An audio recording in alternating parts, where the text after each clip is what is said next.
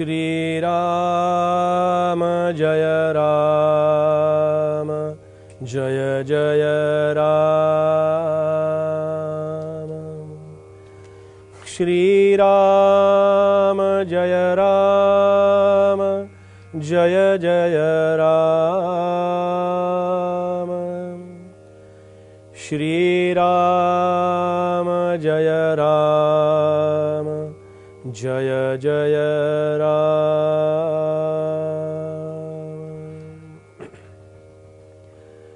धरा श्रीवरात्या हरांतराते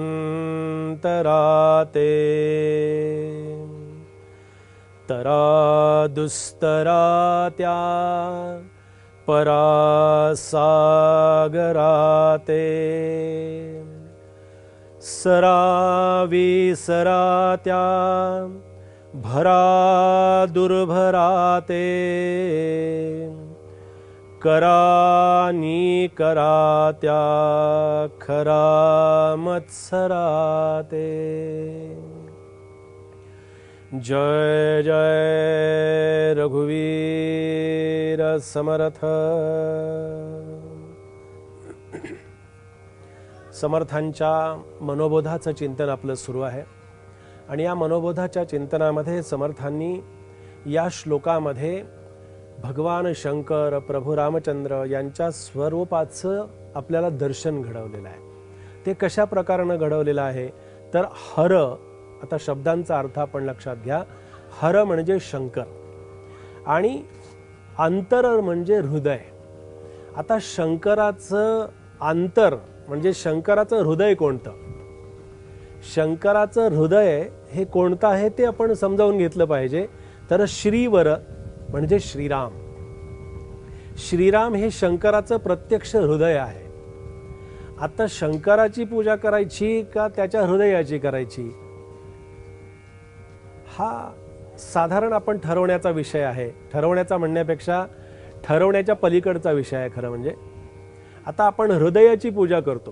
पूजा करत असताना पहा, पूजा विधीमध्ये आपण जेव्हा नैवेद्य अर्पण करतो तेव्हा नैवेद्य अर्पण करताना कसं करतो नैवेद्य, एक हात असा इथे ठेवायचा असतो।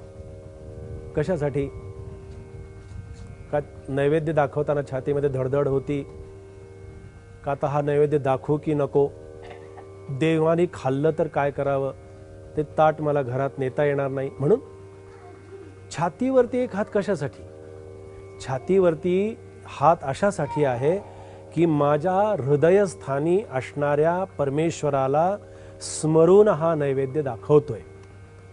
खरं हे शब्दप्रयोगच इतका चुकीचा आहे की सहज आपण म्हणतो जा रे बाबा त्या देवाला नैवेद्य दाखवून ये।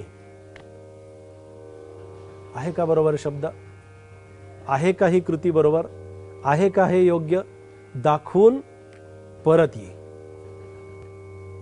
म्हणून नेहमी आपण पाहतो की भगवंताला नैवेद्य दाखवायचा नाहीये, तो त्याला अर्पण करायचा आहे। आणि तो अर्पण करत असताना एक छान नेहमी एक उदाहरण मी सांगतो अशासाठी की हा विषय समजावा म्हणून, की आपल्याला असं वाटतं की देव खात नाही, देव स्वीकारत नाही, देव पाहत नाही, देव भेटत नाही, देव येतच नाही, तर बोलवायचा कसा। लोग कहते हैं भगवान आते नहीं, एवढंच आम्हाला माहिती असतं, पण तो का येत नाही। द्रौपदी की तरह तुम बुलाते नहीं, द्रौपदी की तरह तुम बुलाते चलो, कृष्ण गोविंद गोपाल गाते चलो। नैवेद्याचाच विषय आला, अर्पण करण्याचा विषय आला, हृदयाचा विषय आला, म्हणून आपल्याला सांगतो की असं वाटतं की भगवंत माझा नैवेद्य स्वीकारत नाही। का स्वीकारत नाही, त्याला नको असतो का, त्याला आवडत नाही का, त्याला गरज नाहीये का। आहे, संस्कृत वचन आहे की यथा देहे तथा देवे, ही जेव्हा धारणा असेल ना तेव्हा तो नैवेद्य स्वीकारेल। समर्थांच्या चरित्रामध्ये घडलेली घटना आहे अज्ञानाची। अज्ञानाने प्रत्यक्ष भगवंताला जेवायला घातल्याची घटना आहे, उगीच नाहीये, सहज नाहीये ते. मग आम्हाला असं वाटतं की भगवान स्वीकारत नाहीत, खात नाहीत, देव घेत नाही, खात नाही. का खात नाही?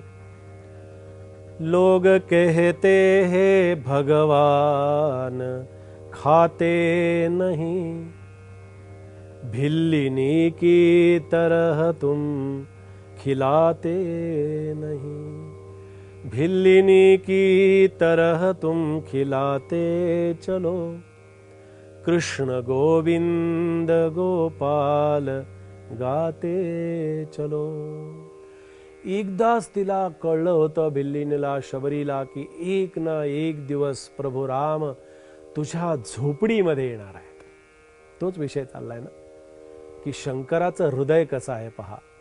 एक तिचा विवाह झाल्यानंतर मातंग ऋषींनी तिला सांगितलं होतं की तुझ्या आश्रमामध्ये एक ना एक दिवस प्रभू रामचंद्र येतील, हा माझा तुला आशीर्वाद आहे. असे आशीर्वाद मिळणं सुद्धा फार कठीण असतं बरं का. आशीर्वाद भरपूर मिळतात पण त्यातला एकही खरा होत नाही. मातंग ऋषींनी दिलेला आशीर्वाद शबरीच्या बाबतीत जसाच्या तसा खरा झाला आणि एक दिवस प्रभू रामचंद्र आश्रमामध्ये आले.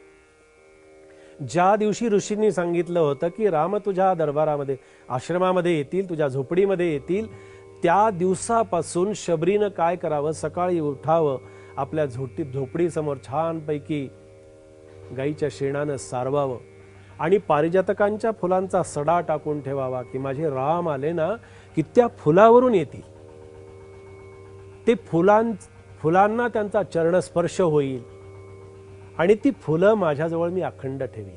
काय श्रद्धा आहे. आणि तसंच घडलं. प्रभू रामचंद्र आश्रमात आले, त्या फुलांच्या वरून पायघड्या टाकलेल्या होत्या त्याच्यावरून रामचंद्र आले आणि झोपडीमध्ये येऊन बसले. झोपडीमध्ये बसल्यानंतर शबरी विचार करते की प्रभू रामचंद्र माझ्या आश्रमामध्ये आलेत, आता मी त्यांना काय देऊ. बाहेर बोरांचा सडा पडला होता, गेली बोरं वेचून आणली आणि बोरं देताना विचार केला, सात्विक भाव अंतकरणामध्ये जागा झाला ना की तो काय करेल काही सांगता येत नाही.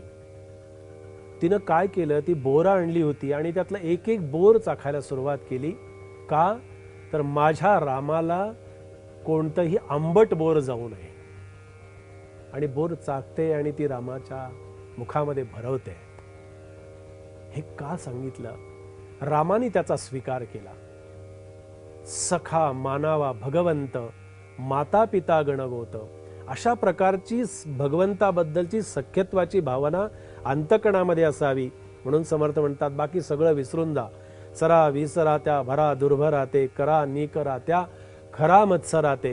हे सगळं करा पण शंकराचं हृदय असणाऱ्या रामाचं तुम्ही जतन करा, अंतकणामध्ये त्याचा भाव जागृत ठेवा.